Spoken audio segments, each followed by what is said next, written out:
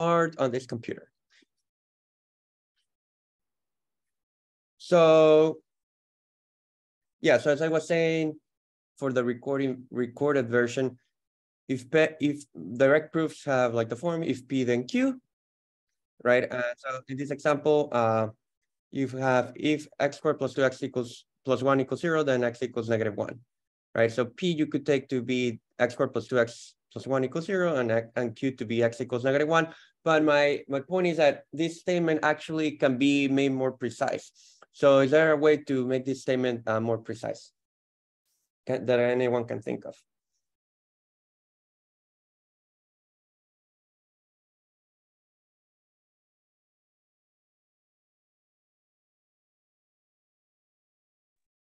Maybe could you say like if x is an integer and x squared plus 2x plus 1 equals 0? Yeah, like the thing is, like right now, I'm like, we're not saying anything whatsoever about x, right? So what do you want x to be? Obviously, when we write these things, we implicitly assume, for example, that x is like a real number or something like that. But yeah, x, for example, could be also an integer. So it is useful, like if you want the statement to be more precise, you have to tell me what x, where x could potentially belong. So you can say like, if x is an integer, or in fact, if x is a real number, it also works. But let's just say if x is an integer,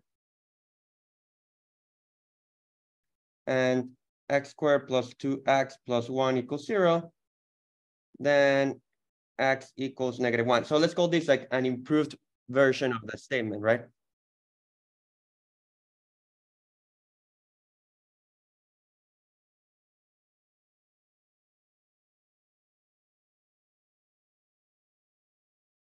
So this can still, like the last step can be, still can be called Q, and then P is this bigger statement. And in fact, I suppose you already saw this like conjunction or like, I mean, like the and operation, right? So like you can think of P as actually being two statements, right? Like x is an integer, that's P1, and P2 is like x squared plus 2x plus 1 equals 0. So like P has two pieces of information, right? So that's one way to like, you know, make the statement more precise. That's useful because then you can have like something like, you know,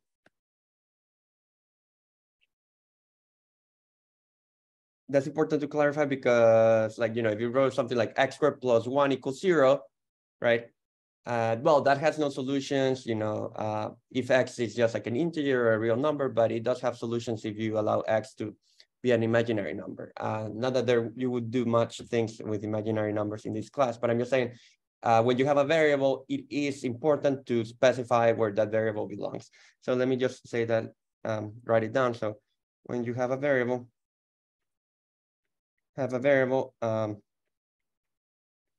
in a statement,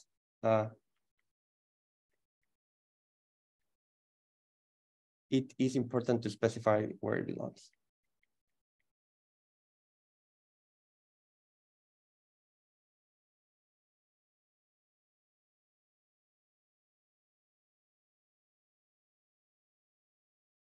And then, well, the proof for this particular result, right, is not too bad because you're told that, right, what was the proof of our statement?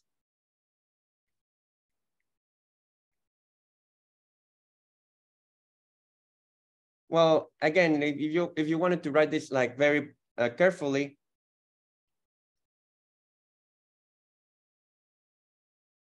you would say something like, well, let x be an integer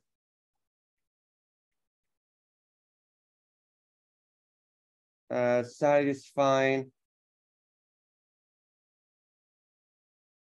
x squared plus 2x plus 1 equals 0. And hopefully you remember this identity for that this equals just like x plus 1 squared equals 0. So this is the same. So this equals, this is the same as x plus 1 squared equals 0. And then from there, you know that the square of a number can only be 0 if that number is 0. Therefore, x plus 1 equals 0, or x equals -1.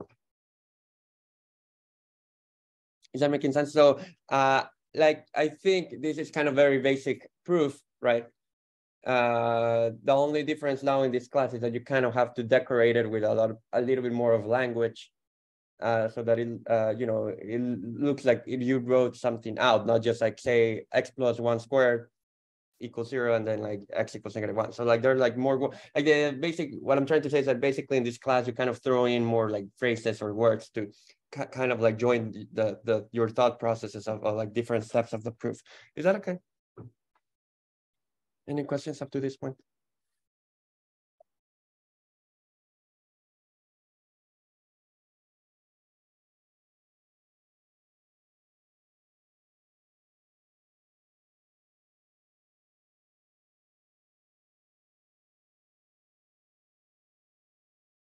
Okay, so the other topic for today was this thing about parity.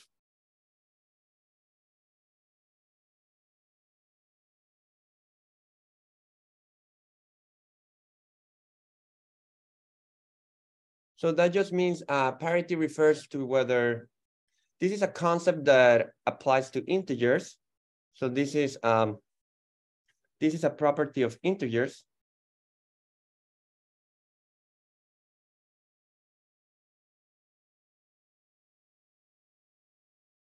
And it refers basically to whether an integer is even or odd.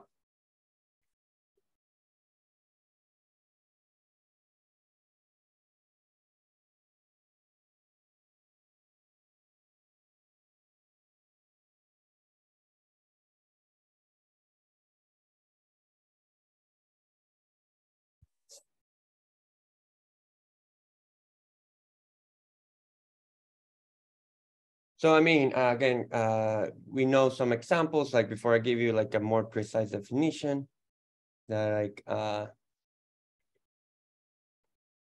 like 2, 4, 6, like 12, 24, etc. They all are even integers, right? Well, in fact, we can also put like negative integers. So like, let's put -6 as well. And on the other hand, you could have something like -3, 1, -5, 7, 11, blah, blah, blah, etc. They're odd integers.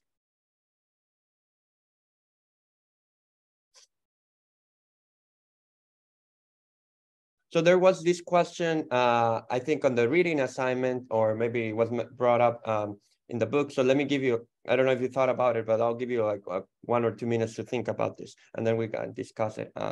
So here's a question. If x and y are integers,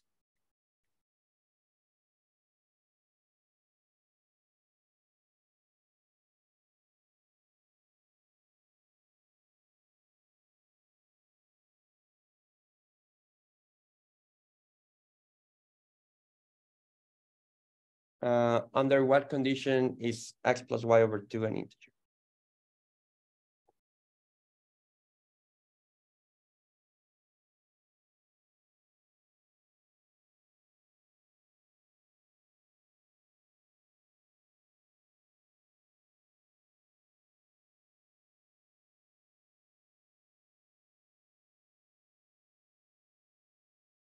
So again, to try to make this pseudo interactive, let me give you maybe 2 minutes to think about it, and then we can discuss it. So yes, you can start thinking.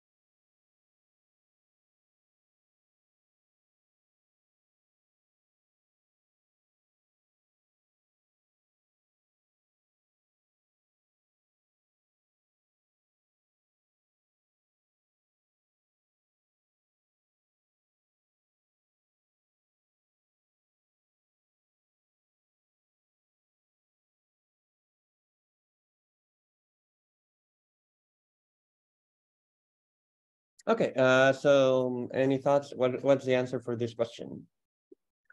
Actually, both of them should have the same parity. Yes, so that's also what's on the chat, right? What that means by saying that they have the same parity is that they should be both even or both odd, right? So the answer should be X, Y should have the same parity. And what does it mean to say to have the same parity? This means that both should be even or both should be odd.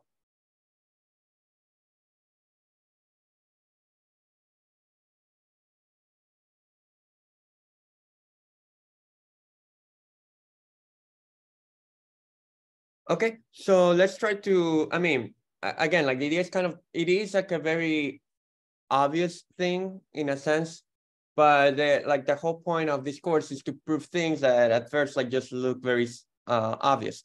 So let's try to give you like a more like a definition of what I mean by even and odd, and then we can prove this. So like here's the definition.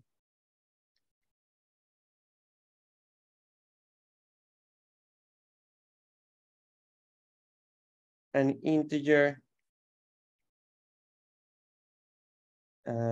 well, x, let's call the integer, although that's usually you call it n, is well, let's go to with n. Yeah, that's fine. An integer n is even if you can find, well, if there exists an integer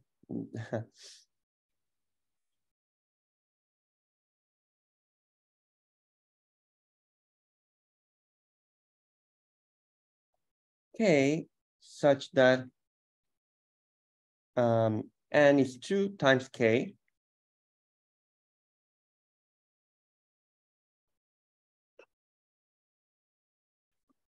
and an integer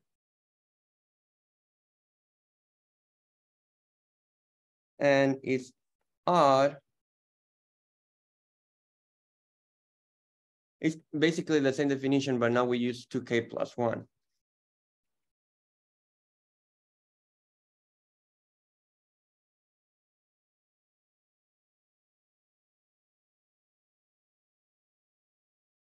Such that n equals 2k plus 1.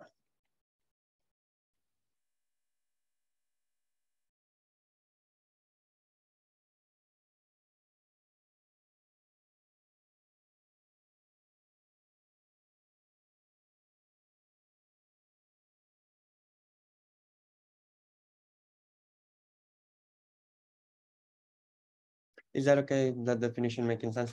Notice, so just 2 remarks.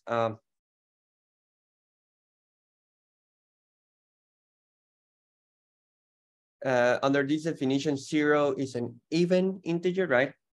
So notice that 0 is even, since, for example, 0 is 2 times, well, it's 2 times 0. So you can take in this case k to be 0.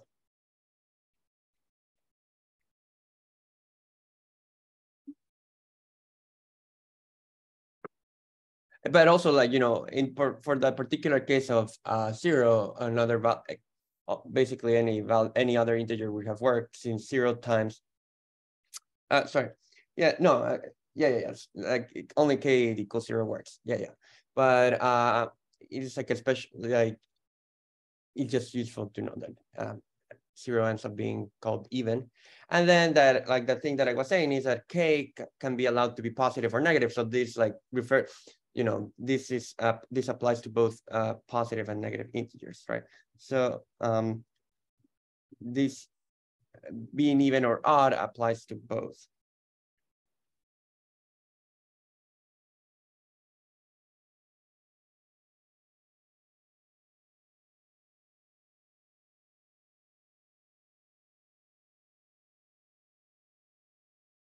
both positive and negative integers.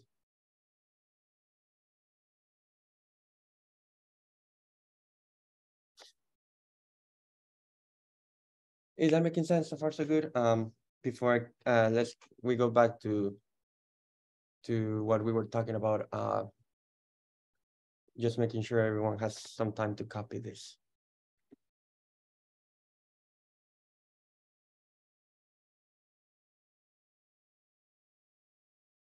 Any questions?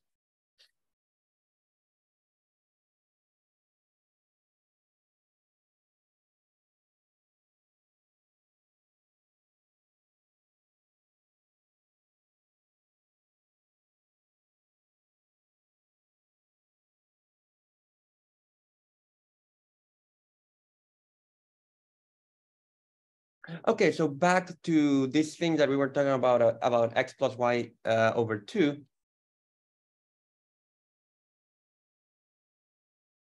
Back to x plus y over 2. Here's I want you to think about this.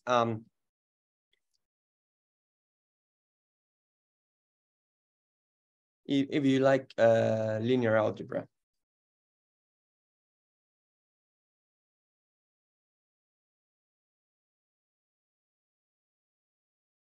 So, you know,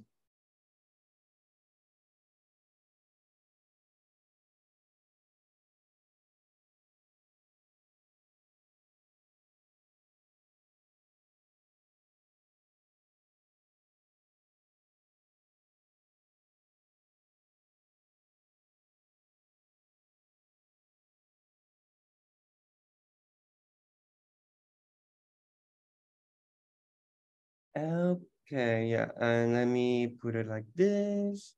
This is fine. Maybe I'll put this a bit bigger.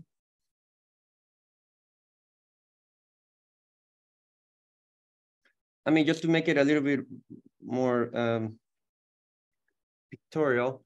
Let's see if this is making sense. Yes.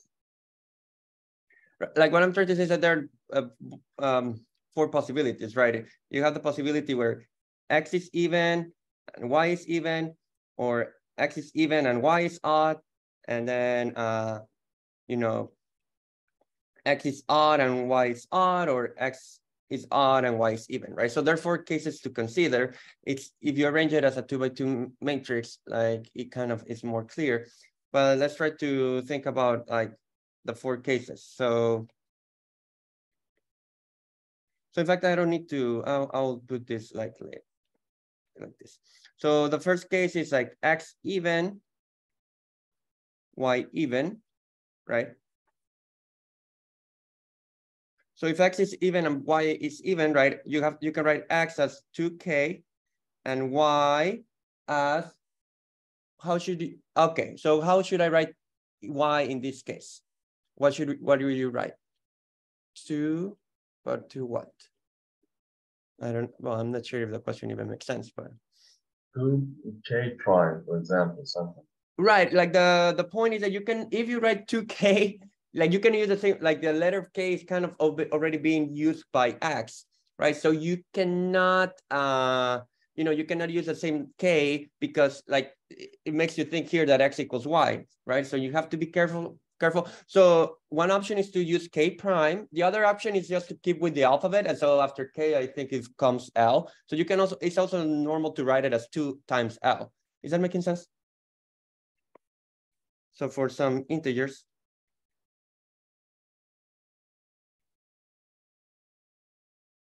or well, but let's stick with k prime. For some integers, k and k prime. So right, this prime is not related whatsoever with derivatives, right? It's just like another name for the integer. And then if you do that, then x plus y over 2 is just 2k plus 2k prime over 2, and then that's just k plus k prime, and that's like the sum of integers is an integer, so this is going to be an integer. Is that making sense? And then the other cases are kind of the same, right? Like, so that's the first case. Then let's do the ones that both that work. So X odd and Y odd, right? Then you can write X as what? 2K plus 1, and then Y as 2K prime plus 1 for some integers, K and K prime.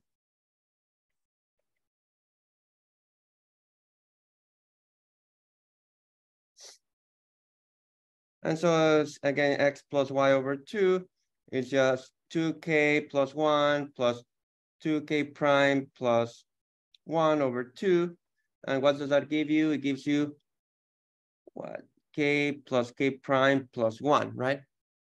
So again, that's another integer, right? Which is what we wanted to show. And then the other two cases that are left, well, maybe so far so good, right? Or are there any questions? Let me know.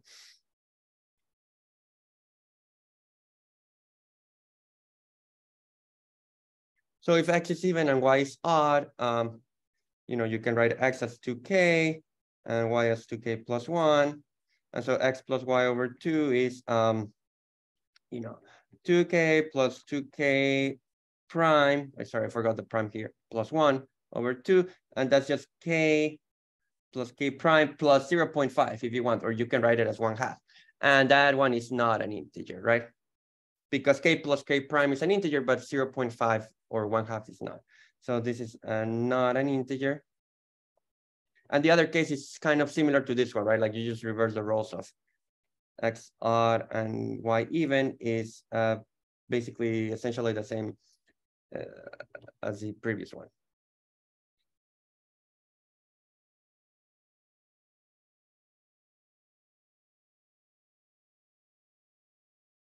Is that okay? Is that making sense?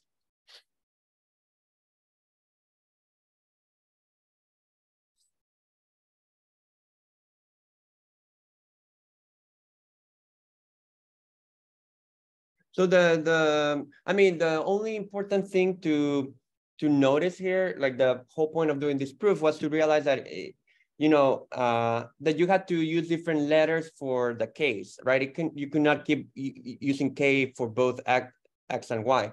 So one has to be called K and the other has to be called K prime, for example. Okay. So far so good. Any questions about this? Are we okay with this?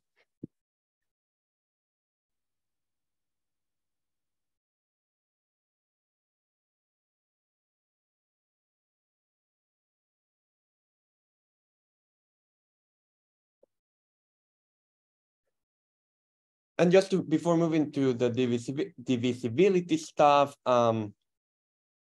just to do another quick one that appears also in the book is that the product of two odd numbers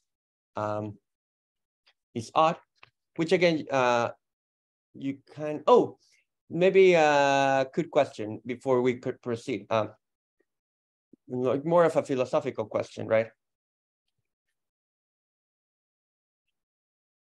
Question. Why is being even or odd defined only for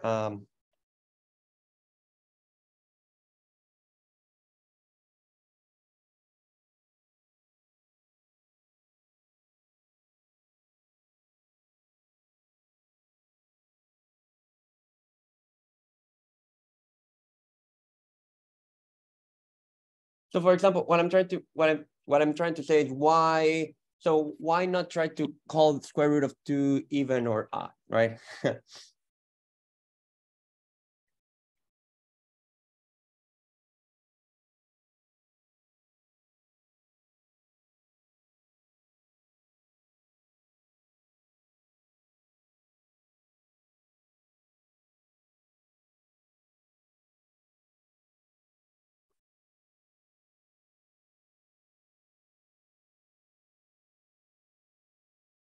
By allowing K to be any number, by allowing K to be, like you could, like what I'm trying to say is that you can say, well, maybe a number should just be even, right? You could try to say square root of 2 should be even if square root of 2 can be written as, 2 times k, where now k is allowed to be anything, right?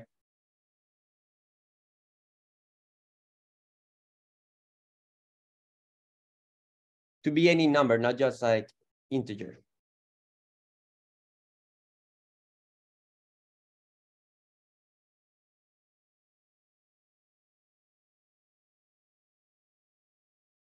Is that making sense? Why would not, what I'm trying to say is that that's not a good definition to have. Why is that not a good definition? Like, anyone wants to give it a shot? If we use those definitions, we could say that k for in this example is the square root of 2 over 2, but we could also say root 2 is odd because it equals 2 times some real number k plus 1. Yeah, exactly. The point is that everything collapses. So like, good. So like you could say here, like k would be secretly square root of 2 over 2, right? But then also square root of 2 would be odd, right? But also that, but then square root of 2 would be odd as well. Since, right, you could write like square root of 2 as 2k plus 1, where k is what? K would just be now what? Square root of 2 minus 1 over 2. So you see, like the problem with this definition, right, is that once you allow the numbers not to be integers, you can just like always solve the equation in a sense for k without any restrictions, and then like you don't get anything useful, right? It's not useful to say that a number can be both odd and even at the same time, because you kind of want to use these concepts to distinguish them a little bit. So, right, like that's a good, that was the idea. Like, so it's useful for integers because it does allow you to discriminate between integers, but if you just like move it to everything, that goes wrong. The same the same would happen with if you just use like rational numbers. Like it doesn't have to be with square root of 2. Like, why don't you want to call like 1/3 even or odd or whatever, like, or 3/2? Like it's just because of a similar problem. You could always show that it's even and show that it is odd. Okay, so like it's the thing with integers that's useful is that it's kind of like mutually exclusive, right? Like you cannot be simultaneously even and odd, basically. But good. So yeah, it's like kind of very maybe obvious thing depending on how you think about it, but just to like have it explicitly written down can be beneficial, I think. So let's do another example of direct proofs before moving to divisibility, which is to show that, right, if x and y are odd numbers, then xy is odd.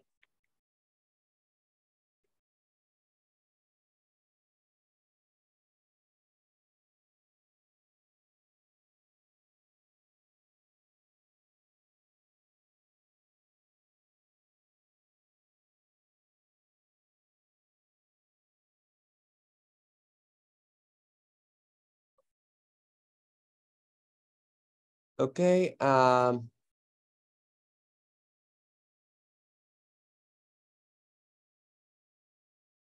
So it is kind of the same as what we were writing before.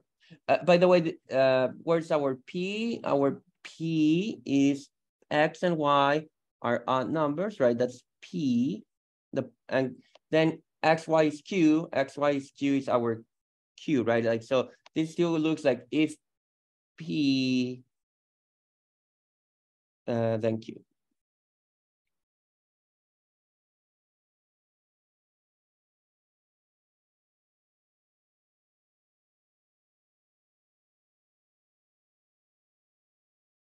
Okay, and again, if we were in person, I would let you, think about writing the proof and check it on how you're writing it. But like, just so that we can move to the divisibility stuff in the last half of the class, let me just like give you like the proof.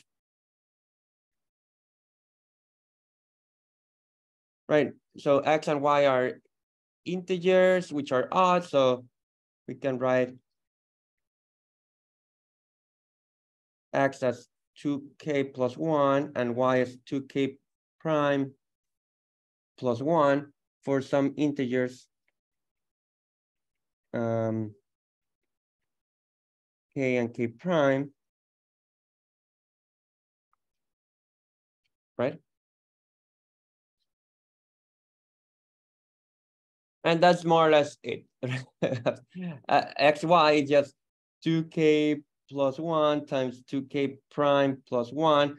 And let's just do the product, right? It gives you what? 4K K prime plus 2K plus 2K prime plus 1, right?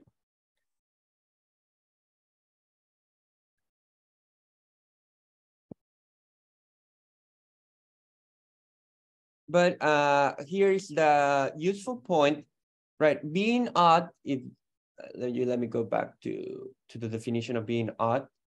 Our definition of being odd was that you have to write the number as 2, right, times something plus 1. So to show that something is odd is 2 times a number plus odd. So right now, the way it's written down, it doesn't look like 2 times a number plus 1, right? There is the plus 1 here, so that's good. But all of this mass like doesn't look like 2 times something, right? So what you need to do is just like factorize a 2, factor out a 2. So now it looks like 2 K prime plus K prime plus 1. And now this is starting to look better. Is that making sense? Any questions about this?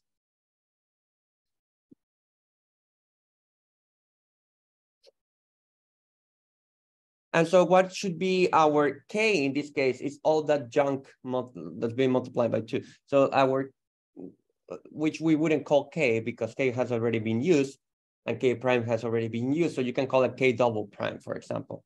So this is like 2 K double prime plus 1, where K double prime is what? 2K K prime plus K prime, which is an integer, right?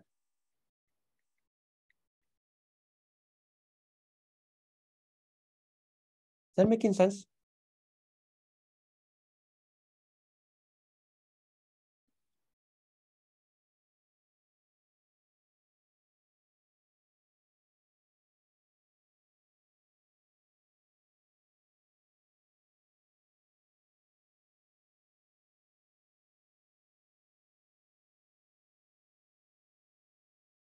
Questions about this?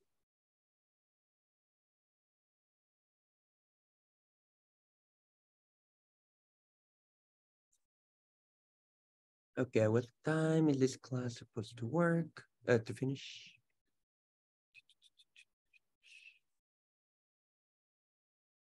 9:50. Okay, let's try to finish at 9:45, like in 30 minutes. So in case you need to, I don't know where you're watching this meeting, taking the meeting from. So it may just be more useful for, not sure if you have to go somewhere else, like different campus or whatever. So you may need more time. So let's talk about divisibility. And again, that's kind of like a useful notion for integers. Like it doesn't give you like anything too powerful when you allow the numbers to be anything you want. So let's go to divisibility.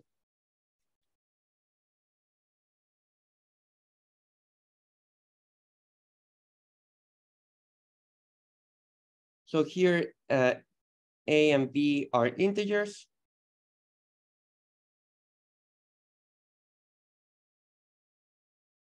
So we say A divides B.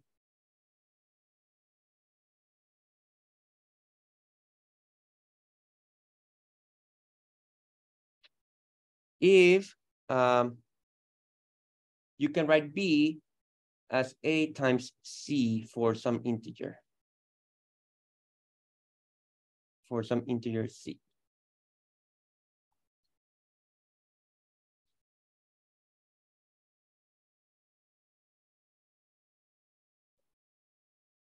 And we write this as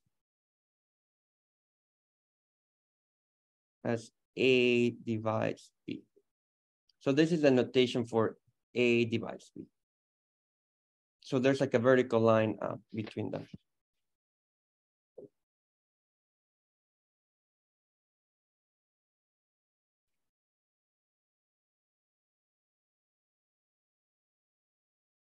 No, let me give you a second to copy this.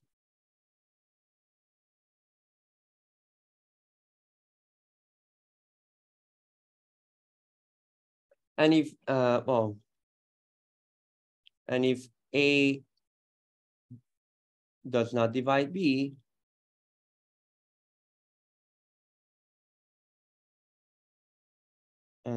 we write A, like you kind of put like an extra like a slanted line in this notation. So you put this like this.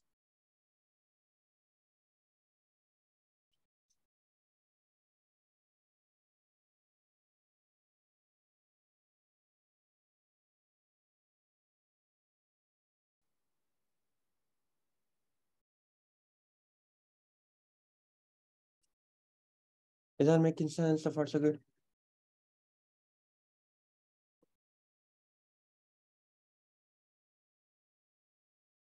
So before proving some properties of divisibility, let me just like write some examples down for this notation.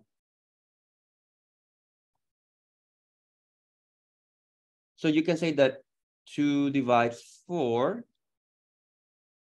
or well, let's say 2 divides 6, since 6 is 2 times 3, right? So in this case, the number C is 3, right?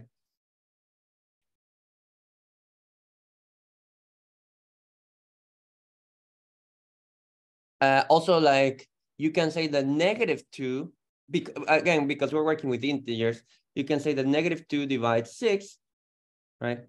Since 6 is -2 times -3, so Z equals -3 in this case. But I mean, well, you kind of know, right, that 6 would not be able, but 6 does not divide 2, and 6 does not divide -2, right? Because like it is kind of like the reverse, and so it would be, you would need like 1/3, and that's not an integer, if that makes sense.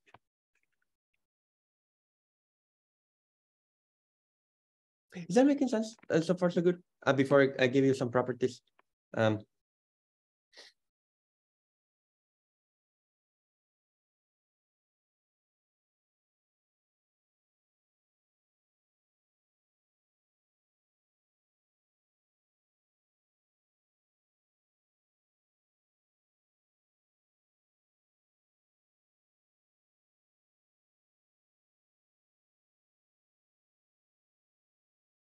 So some properties.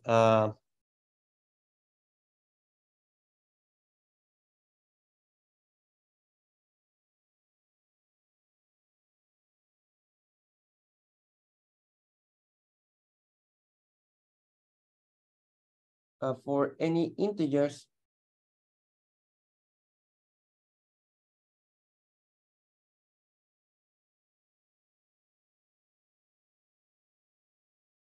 A, B, and C, right?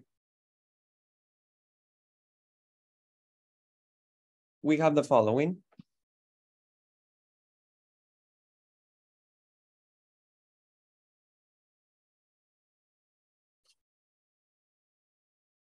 So let's call the first one 1, that A divides 0.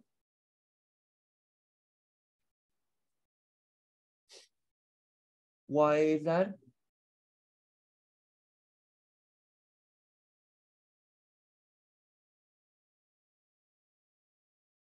I mean, I should call them A, B. Well, since you can write 0 as A times 0, right?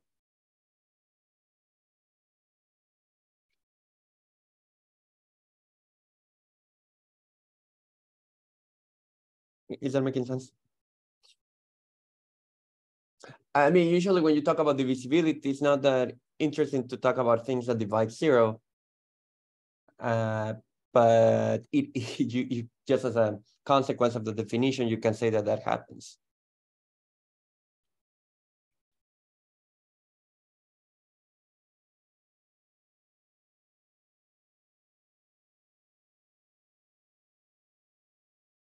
You can also say that any number divides itself, right? Since A equals A times 1. Is that okay?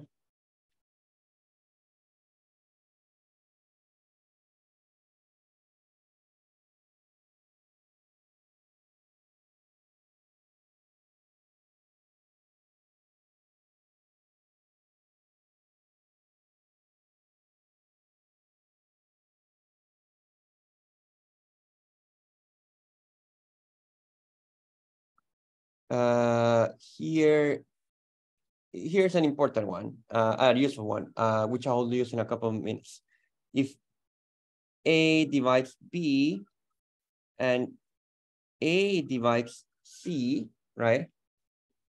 Then A divides B plus C, for example. And also, same goes with A divides B minus C as well, as well.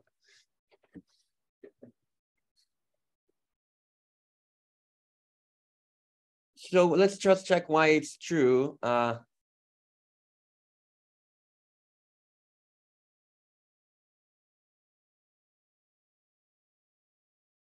Okay, let's try to do a mini proof of this one.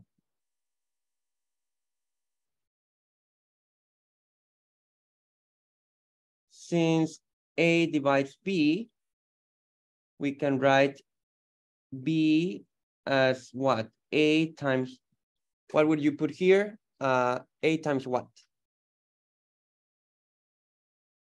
Maybe you could just say like D or something. Right, like the problem is that C is already reserved, right? It is kind of annoying. So yeah, you could go down the alphabet, call it D. It's also normal to call it K sometimes. So let's call this K for some integer K. And also because K, where we were using it before when we were talking about like parity. So like, yeah, you could have called it D or something, but like the point is that you shouldn't call it C. That's all like the takeaway for some integer K.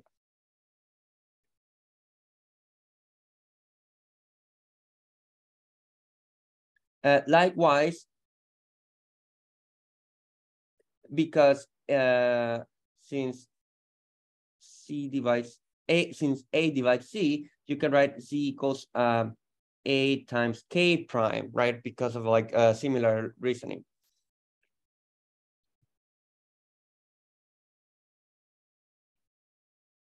So far, so good. Is that okay with everyone? And so what is B plus C? B plus C is just AK plus AK prime, and that's A times K plus K prime, right?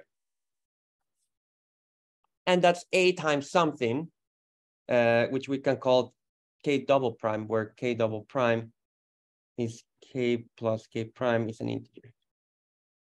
Is that okay? That making sense?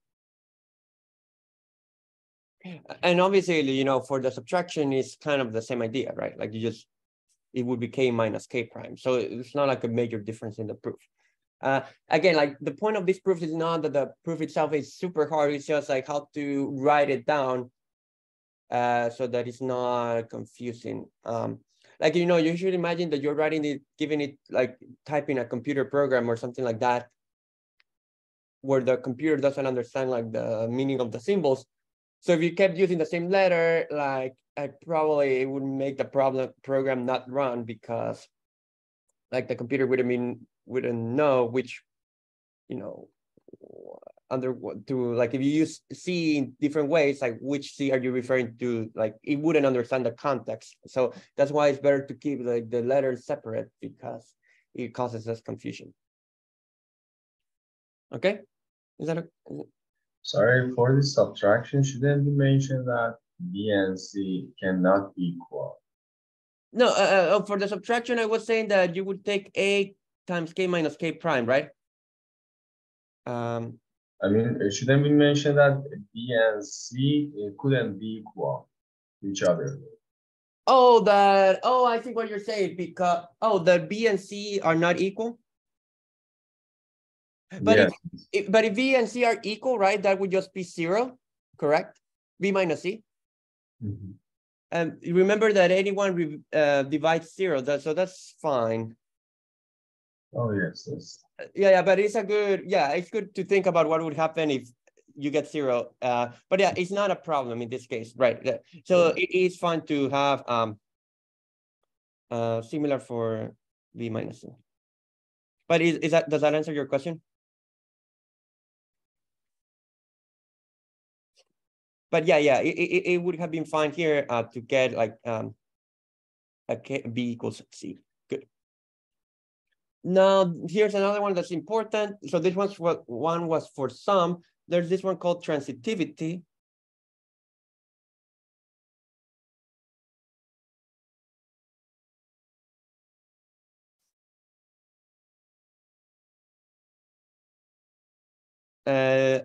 Which is a word that you may have seen before. I don't know. So if A divides B and B divides C, right? Then what can you say that A divides C? Is that okay?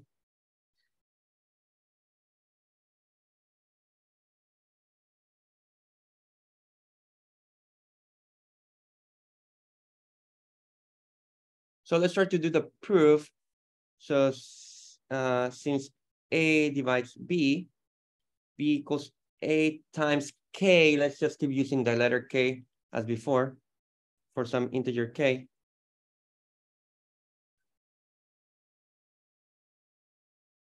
And since B divides C, C equals B times K double prime, K prime for some integer K prime.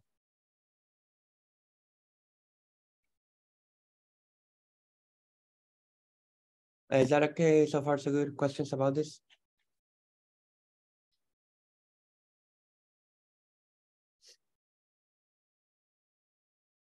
And so, I mean, it's just basically putting those two equations together, right? So what is C? C is B K prime, but B is already AK, so you get AK K prime.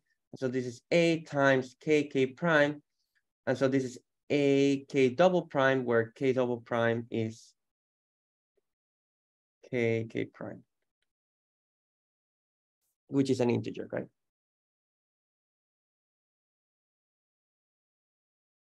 Is that making sense?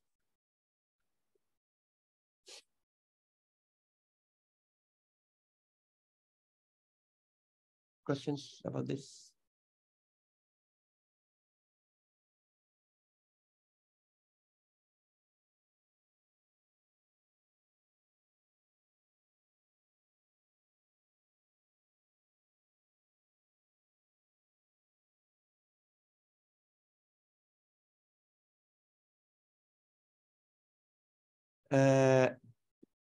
Okay, then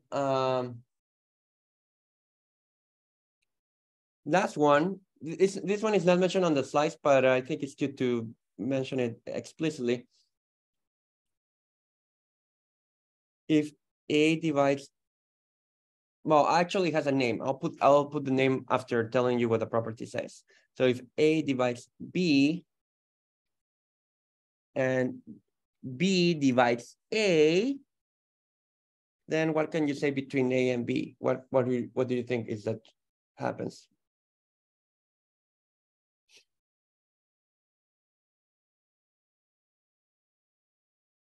Is it then A equals B? That's a possibility. Is that the only possibility? Yes, that's 1/2 of the truth. Or B is equal to minus A. Yeah, good. So I mean that kind of is almost called antisymmetry, like but I guess I'll not use a name, but it would be antisymmetric. That it would be like later you'll talk about relations, and if it had just been B equals A, the only possibility, then this would be called antisymmetric.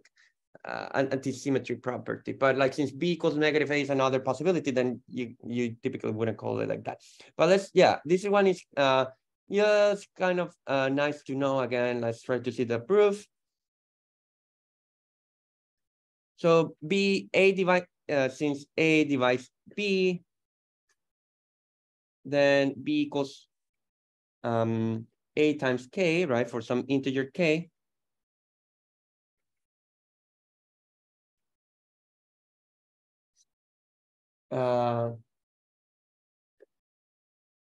And since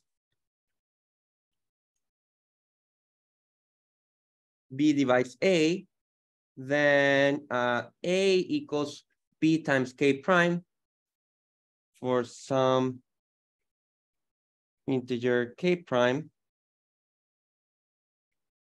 So let's try to see what happens now. So B is AK, but now we like just plug in what A is in terms of B. So it's B K prime K, right?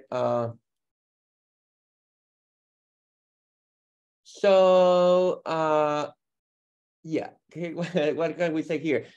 Like if you play with this equation, you get that B minus B K prime K equals 0, right? So B times 1 minus K prime K equals 0, right? So what can we conclude? Well, from here we could conclude that B equals 0, and let's just exclude this from, I mean, sometimes, right, because it's fine to say that everything divides 0. Saying that 0 divides 0, like I kind of it's fine from like the definition that we just gave, but just to, if A divides B, B divides A with AB non-zero, if A, B are non-zero integers, just to make like, sometimes it's kind of annoying to think about the 0 case. So like just like exclude it. It's not that interesting. Again, like no one really cares about what happens in terms of what divides 0 or what 0 is dividing. So now since B is not 0, right?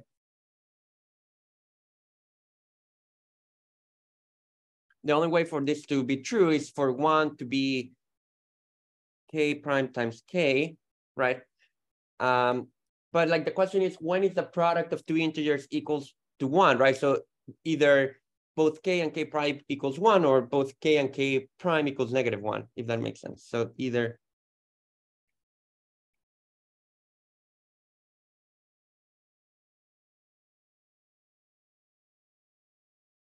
And like the first possibility gives you that B equals A, right? This one is B equals A. And the other possibility gives you B equals -A. Is that making sense?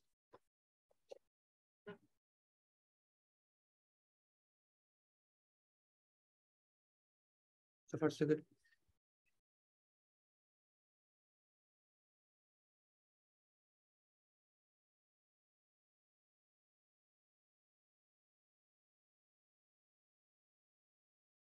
Okay, so there was one more thing that I had to show you today. So like, since we still have a little bit of time, I'll give you like 2 or 3 minutes to think about it for you first, and then we can discuss it, because it is kind of like, there's like a very elegant proof of this, which if you see it, you are like, oh, this is kind of like fun. But if you don't just try like the hard way, it can be like a long proof. So let's just try to. So here's like a more interesting example of what we have been doing.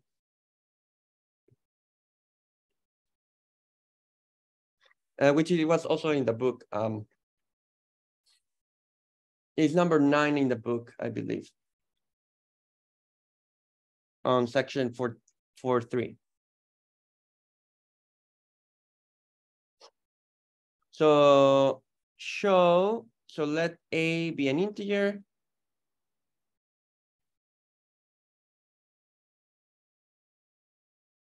Show that if 7 divides 4A, the number 4A, well, I don't think the parentheses are needed. 4A, then 7 divides A. So again, let me give you 3 minutes to think about it, and then in the last 5 minutes, we will discuss it together, and then we will be done with today's class. So you can start thinking.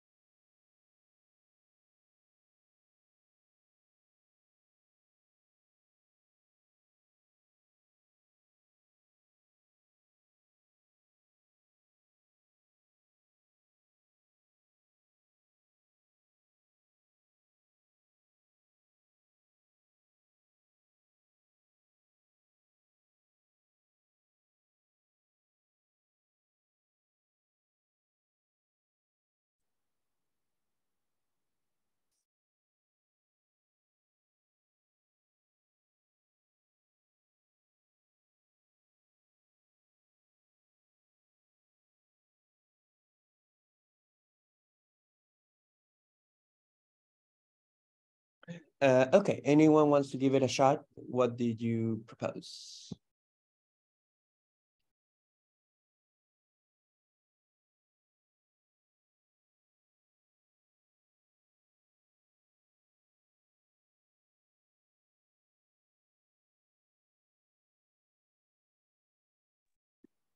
Well, the first step is you can say by the definition of divisibility that 4a equals 7k for some integer k.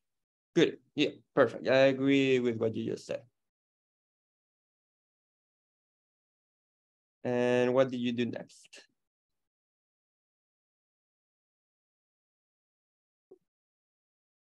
Or someone else's?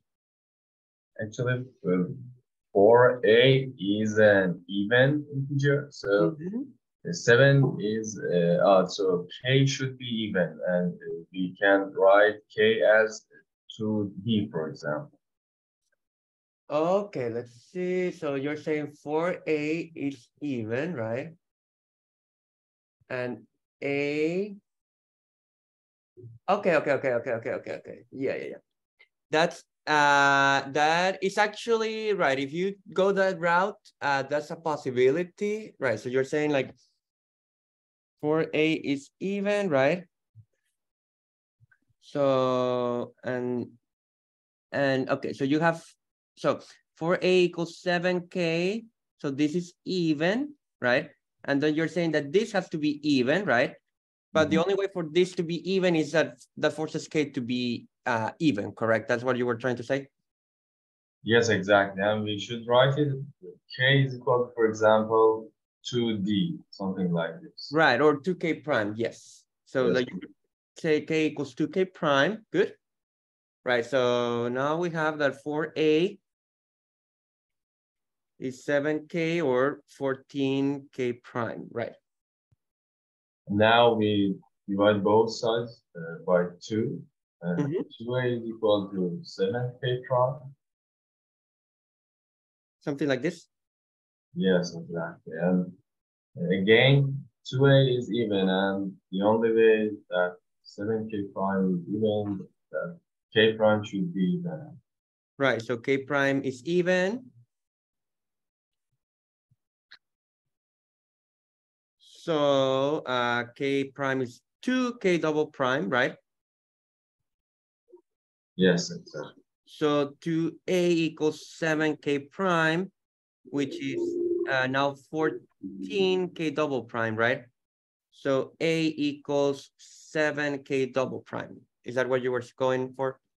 Yes, exactly. So that means that's good. So that means that 7 divides a. So that's a perfectly valid solution. Let me see if I can show you a different one. So that is great. So that's a solution that works. This works.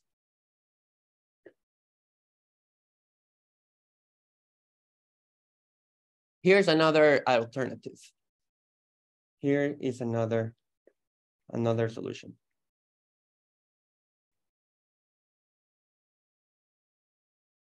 Let's see if I'm going to write it without doing anything silly. Okay. So let's start with, again, the very beginning, that 4a is 7k. Right? Let's start with that, because since since 7 divides 4a.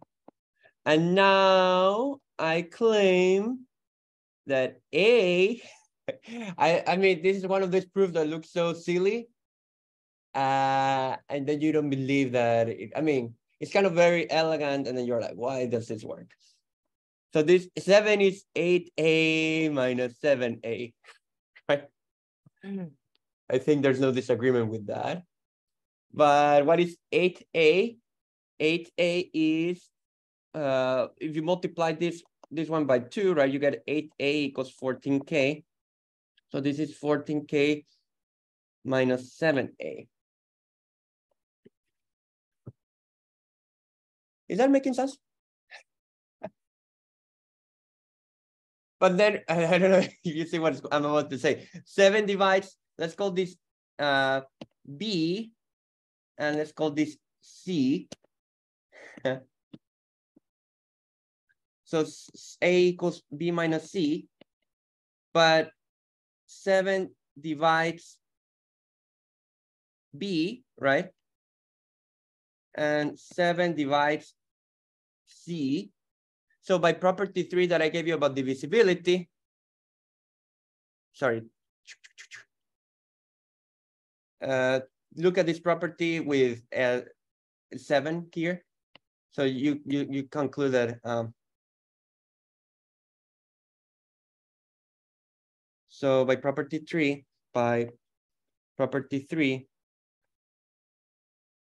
7 divides B minus C, so 7 divides A.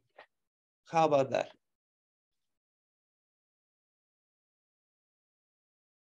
What do you think about this one? It is kind of clever, right? Because you're doing something that looks very stupid. The stupid thing is like saying, oh, write A as 8A minus 7A. And you're like, yeah, sure, what for? And then you see how it works out. And then it works. Is that making sense?